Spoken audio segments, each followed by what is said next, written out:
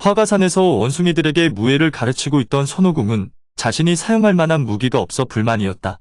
이때 늙은 원숭이들이 손오공에게 말했다. 동해용궁에는 없는 것이 없으니 동해용왕에게 무기를 요구하라는 것이었다. 손오공은 즉시 동해 밑으로 향했다. 익히 손오공의 소문을 들어 알고 있던 동해용왕은 손오공을 정중히 맞이하여 대접했다. 그리고 무슨 일로 왔냐고 손오공에게 물으니 손오공은 자신이 사용할 만한 무기를 하나 달라고 요구했다. 동해용왕은 손오공의 요구대로 용궁 안에 있는 무기들을 차례로 보여주었다. 하지만 그 어느 것도 손오공의 마음에 드는 것이 없었다. 손오공은 계속해서 용왕에게 무기를 찾아달라고 조르니 동해용왕도 조금씩 화가 치밀기 시작했다. 그때 왕비와 공주가 걱정스러운 듯 동해용왕에게 말했다. 손오공은 보통 분이 아닙니다. 며칠 전부터 창고에 있는 신진철이 광채를 바라고 상서로운 기운을 바라던데 그것을 보여드리면 어떨까요? 왕비가 말한 신진철은 옛날 우임금이 치수를 하려고 강과 바다의 밑바닥을 고르고 다지는 데 쓰던 쇠뭉치였다. 동해용왕은 그런 쇠뭉치가 무슨 쓸모가 있을까 생각했지만 결국 쓰고 못 쓰고는 손오공에게 달린 일이었다. 동해용왕과 왕비는 어떻게 해서든 손오공을 빨리 용궁에서 나가게 하고 싶었다. 동해용왕은 손오공을 인도하여 신진철이 있는 곳으로 갔다. 그곳에 가보니 신진철이 찬란한 광채를 사방으로 발산하고 있었다.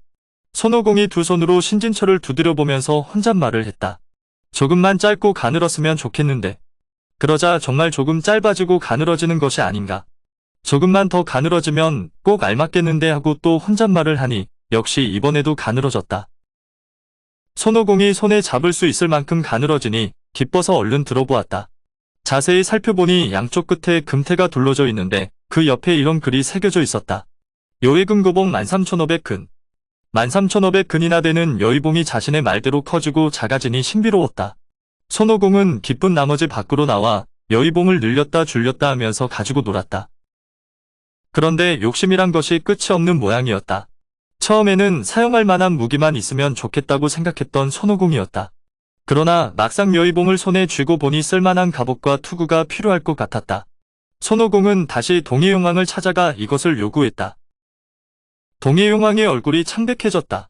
용궁에는 손오공이 원하는 갑옷과 투구는 없다고 말했지만 그냥 물러날 손오공이 아니었다.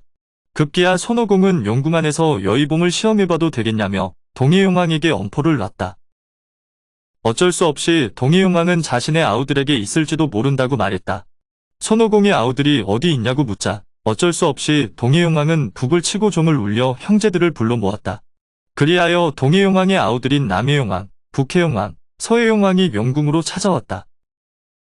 동해용왕은 아우들에게 그간 손오공과의 이야기를 들려주고 대책을 상의했다. 이 말을 들은 남해용왕은 화를 내며 형제들과 함께 군사를 일으켜 손오공을 잡자고 제의했다. 그러나 손오공과 여의봉의 위력을 잘 아는 동해용왕이 딱 잘라 반대했다. 결국 내용왕은 손오공에게 갑옷과 투구를 주어 일단 보내놓고 옥황상제께 상주하자고 결론지었다. 그렇게 되면 천재가 자연스럽게 벌을 줄 것이라는 결론이었다.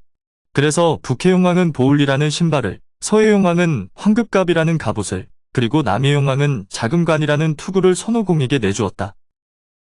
자금관과 황급갑, 그리고 보울리를 받은 손오공은 신이 나서 여기저기 여의봉을 휘두르고 돌아다니면서 즐거워했다.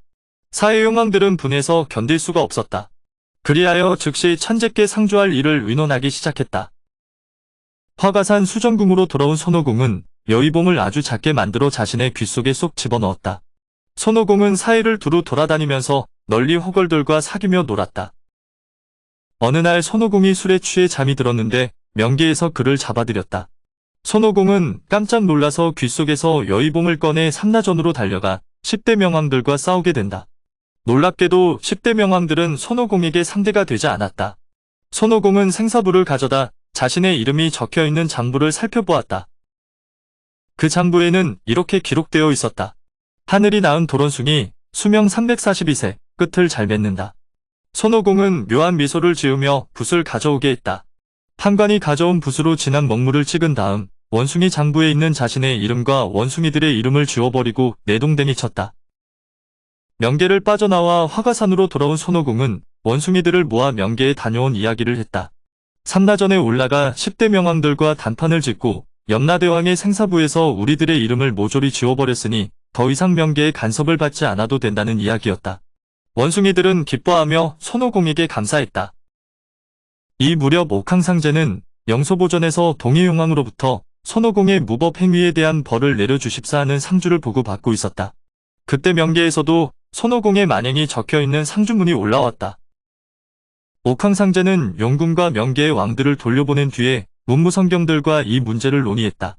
그러자 태백장경성이 나와 손오공의 실력이 보통이 아니니 무력으로 잡는 것보다 천상계로 불러 작은 벼슬을 주고 복종시키는 것이 좋겠다는 의견을 내놓는다. 이에 옥황상제는 조서를 내려 태백금성에게 주어 손오공을 불러오게 한다. 태백금성이 옥황상제의 조서를 가지고 화가산으로 손오공을 찾아왔다. 호기심 많은 손오공은 안 그래도 천상계를 구경하고 싶었던지라 태백금성을 따라 천상계로 올라간다. 천문에 들어선 손오공은 천상계의 화려함과 장엄함에 넋을 놓았다. 신비한 빛깔과 연기로 가득한 천당은 아름답고 신비로워 하계인의 상상력을 초월하는 세계였다. 손오공은 옥황상제로부터 엄화감을 다스리는 필미온이라는 벼슬을 받게 되었다. 오늘의 영상은 여기까지입니다. 영상이 도움이 되셨다면 구독과 좋아요, 알람 설정 부탁드립니다. 시청해주셔서 감사합니다.